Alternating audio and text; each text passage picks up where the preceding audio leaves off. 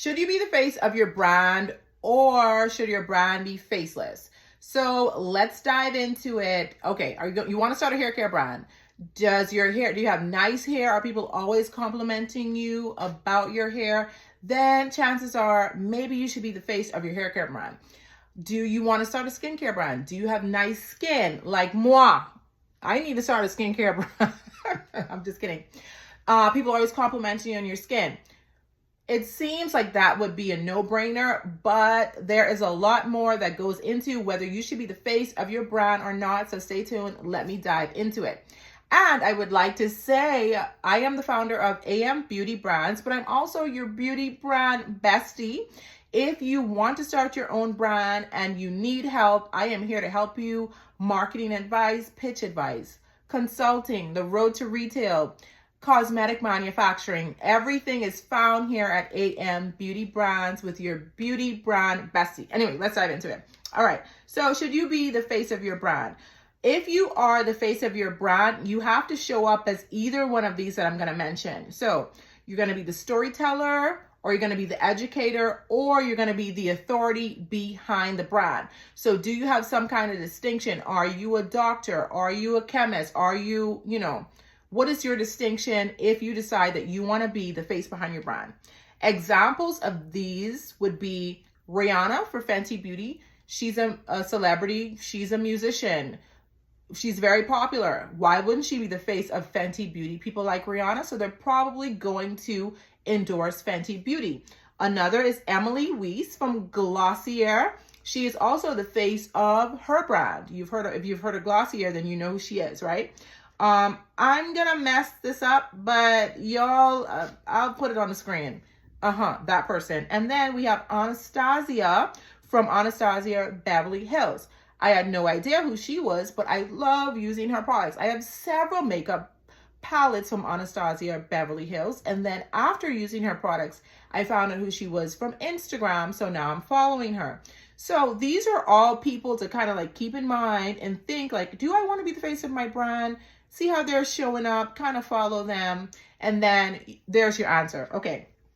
So faceless brands. So brands that lead with products, mission, or aesthetic, not the founder. So it all goes back to, I'm passionate about my brand. Do I want to be in the forefront, or do I just want to share what I created with the world, right? Because of the passion, the mission, the aesthetic, and what it offers. So you can opt to be faceless founder, okay? Examples are The Ordinary, CeraVe, Function of Beauty, and Summer Fridays. I will say in all my years of using products, I've always used products that work and not because of the founder. So that's something to keep in mind. I think the founder face is something that is a bit more newer in modern marketing, but not so, it's just a bit more newer. So think about longevity or trendy as well, okay? All right, now pros of being the face: it builds trust quickly, easier to tell your founder's story. If you have a very compelling story, this is a great way to be why you should be the face of your brand. Attracts PR and partnerships, positions you as a thought leader.